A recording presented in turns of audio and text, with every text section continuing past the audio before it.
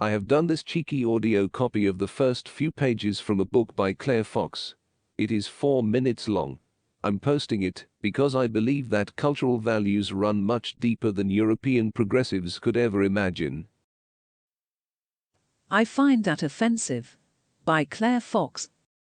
Prologue. A Tale of Two Schools. In spring 2015, I was asked to give 2 different talks to 6th form students at 2 very different schools. This book is inspired by what happened. The first incident was at a school with over 90% Muslim students, and I was there to discuss free speech post Charlie Hebdo. Credit to the teachers who invited me. They realized that this talk would most likely offend the pupils. Indeed, it did. Almost everything I said in defense of Enlightenment values, my arguments against protecting any one group, whether based on religion, ethnicity, or sexuality, from offense, was met with gasps of disbelief. At one point I apparently made a religious faux pas when I explained, it doesn't matter how upset people were by a picture of Muhammad on a magazine front cover, the point is, and was interrupted by screeches of horror. I had seemingly broken some rule by failing to say the Prophet Muhammad. While a minority heckled "How dare you," many seemed more upset than angry. Some of the girls in the front row looked close to tears. I fear that some were ready to walk out, and I had to shout through the uproar, explaining that I was there to talk about free speech, not theology.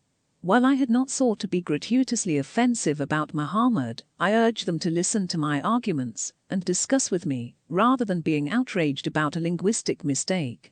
It took a while before relative calm was restored, but what struck me was how distressed they were by my remarks. This was not a feigned response or an affectation. They had been genuinely hurt. In the discussion that followed, it became clear that these lovely, bright young people had found it difficult to hear my arguments without taking them personally. The girls in particular seemed distraught, as though I had insulted each one of them, rather than making a general case for free speech. One young woman, her voice quivering, explained that she felt devastated whenever the Prophet Muhammad was disrespected. Another tearfully said that maybe non-Muslims didn't care about the precise use of words or images, but, for her, seeing something like the Hebdo cartoons was, she explained, like being physically assaulted or being exposed to the vilest pornography. And while some of this may have been a demonstration of typical teenage melodrama, the pupils did seem taken aback that I was prepared to stand up to their dictates, telling me what I was permitted to say about their religion, without being defensive about challenging some of their ill-informed prejudices. When I took on one boy's conspiracy theory, that there was no proof that Islamic terrorists had perpetrated 9/11s, he replied, "Well, that's just your opinion."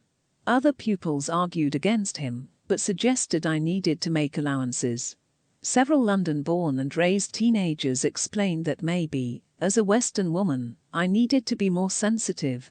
I couldn't possibly understand their pain, or the suffering of the worldwide Ummah. Maybe, one pupil suggested, I should listen to him, not the other way round.